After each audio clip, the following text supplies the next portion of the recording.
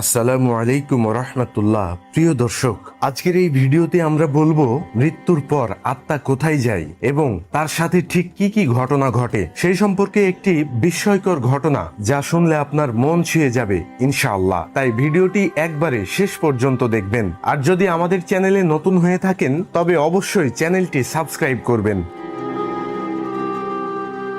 একদিন নবী করিম সাল্লাল্লাহু আলাইহি ওয়াসাল্লাম এর একজন সাহাবী মারা গেলেন। রাসূল সাল্লাল্লাহু আলাইহি ওয়াসাল্লাম উনার জানাজা পড়ালেন। তারপর একদল সাহাবী মৃতদেহ কবর দেওয়ার জন্য কবর স্থানে নিয়ে আসলেন। সবার সাথে প্রিয়নবী হযরত মুহাম্মদ সাল্লাল্লাহু আলাইহি ওয়াসাল্লাম হেঁটে হেঁটে আসলেন। কবরস্থানে এসে দুজন সাহাবী কবর খুঁড়তে শুরু করলেন। কবরস্থানে উপস্থিত সবাই মৃতদেহকে ঘিরে বসে আছেন। কবর খনন শেষ না হওয়া পর্যন্ত অপেক্ষা করছেন। সবাই চুপচাপ, নীরব ও শান্ত একটি পরিস্থিতি। রাসূল সাল্লাল্লাহু আলাইহি ওয়াসাল্লাম গভীর মনোযোগ দিয়ে কবর খোঁড়া দেখছিলেন। একটু পর তিনি সবার দিকে তাকিয়ে জিজ্ঞেস করলেন, তোমরা কি জানো মানুষ মারা যাওয়ার পর তার আত্মার কি হয়? সবাই খুব আগ্রহ নিয়ে রাসূল সাল্লাল্লাহু আলাইহি ওয়াসাল্লামকে বললেন, এই বিষয়ে আল্লাহ এবং তার রাসূল ভালো জানেন। সাহাবীদের এই কথা শুনে রাসূল সাল্লাল্লাহু আলাইহি ওয়াসাল্লাম একটু চুপ করে থাকলেন। সবাই ওনার কাছে এসে ঘিরে বসলেন। মৃত্যুর পর আত্মার কি হয় এই তথ্য তাদের জানা ছিল না। আজ সেটা রাসূল সাল্লাল্লাহু আলাইহি ওয়াসাল্লাম এর মুখে শুনবেন। কত বড় সৌভাগ্য তাদের। তাই শোনার জন্য সবাই অধীর আগ্রহ নিয়ে রাসূল সাল্লাল্লাহু আলাইহি ওয়াসাল্লাম এর কাছে এসে বসলেন। তিনি একবারে কবরের দিকে তাকিয়ে মাথাটা উঁচু করে আকাশের দিকে তাকালেন। তারপর তিনি গল্পের মতো করে বলতে শুরু করলেন। তিনি বললেন, শোনো হে সাহাবীরা, মানুষ যখন একেবারেই মৃত্যু সজ্জায় তখন সে মৃত্যুর ফেরেশতাকে দেখে ভয় পেয়ে যায়। কিন্তু যে বিশ্বাসী ও ভালো মানুষ তাকে মৃত্যুর ফেরেশতা হাসি মুখে সালাম দেন। তারপর মৃত্যুপ্রায় মানুষটির দিকে তাকিয়ে বলেন, হে পবিত্র আত্মা, তুমি তোমার পালনকর্তার ক্ষমা ও ভালোবাসা গ্রহণ করো এবং এই দেহ থেকে বের হয়ে আসো। মুমিনের আত্মা যখন দেহ থেকে বের হয়ে আসে তখন সে কোনো ধরনের ব্যথা বেদনা অনুভব করে না। রাসূল সাল্লাল্লাহু আলাইহি ওয়াসাল্লাম আরো একটু ভালো করে উদাহরণ দিয়ে বললেন, মনে করো একটি পানির জগ কানায় কানায় পূর্ণ হয়ে যাওয়ার পর উপর থেকে এক ফোঁটা পানি যেমন নিঃশব্দে উপর থেকে নিচে নেমে আসে, ঠিক তেমনি নীরবে ও কষ্ট ছাড়াই আত্মাটি তার দেহ থেকে বের হয়ে আসে। সুবহানাল্লাহ। সেই সময় দুজন অন্য ফেরেশতা বেহেশত থেকে খুব সুগন্ধি মাখানো একটা নরম সুতার সাদা চাদর নিয়ে আসেন এবং আত্মাটিকে সেই চাদরে আবৃত করে আকাশের দিকে নিয়ে যান। যখন তারা আকাশে পৌঁছে যান তখন অন্য ফেরেশতারা সেই আত্মাটিকে দেখার জন্য এগিয়ে আসেন। কাছে এসে সবাই বলেন, সুবহানাল্লাহ, কত সুন্দর আত্মা, কি সুন্দর তার ঘ্রাণ। তারপর সবাই জানতে চান এই আত্মাটি কার। উত্তরে আত্মা বহনকারী ফেরেশতারা বলেন, উনি হলেন ফুলান ইবনে ফুলান, যার অর্থ হলো অমুকের সন্তান অমুক। বাকি ফেরেশতাগণ তখন আত্মাটিকে সালাম দেন। তারপর ফেরেশতারা আবারও জিজ্ঞেস করেন, উনি কি করেছেন, ওনার আত্মায় এত সুঘ্রাণ কেন? তখন আত্মা বহনকারী ফেরেশতাগণ বলেন, আমরা শুনেছি মানুষ নিচে বলাবলি করছে উনি একজন ভালো মানুষ ছিলেন, আল্লাহর ভালো বান্দা ছিলেন, অনেক দয়ালু ছিলেন, মানুষের অনেক উপকার করতেন।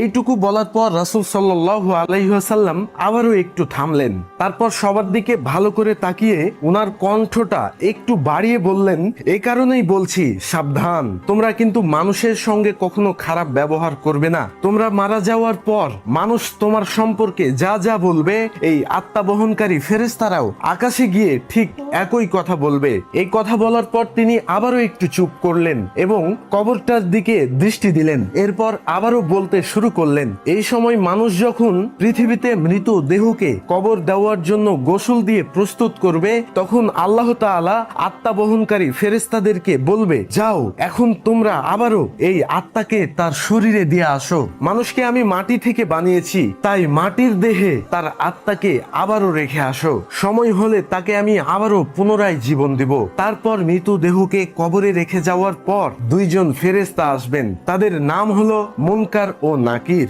তারা মৃত ব্যক্তিকে তার সৃষ্টিকর্তা সম্পর্কে, তার ধর্ম সম্পর্কে, তার নাবী সম্পর্কে জিজ্ঞেস করবেন। মুনকার নাকির চলে যাওয়ার পর আত্মাটি আবার অন্ধকার কবরে একাকী হয়ে যাবে। সে এক ধরনের অজানা আশঙ্কায় অপেক্ষা করবে, কোথায় আছে, কি করবে, এক অনিশ্চয়তা এসে তাকে ঘিরে ধরবে।